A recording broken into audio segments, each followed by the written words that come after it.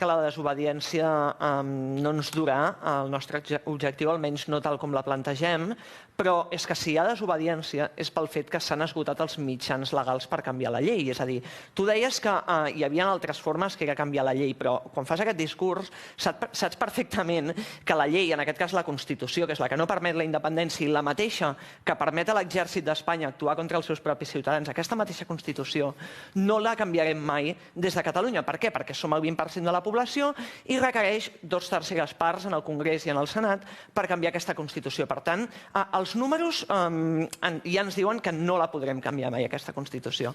Això per una banda. Però és que després la secessió de Catalunya, la nostra independència, no l'hem de fer d'acord amb els espanyols, no l'hem de fer pactada.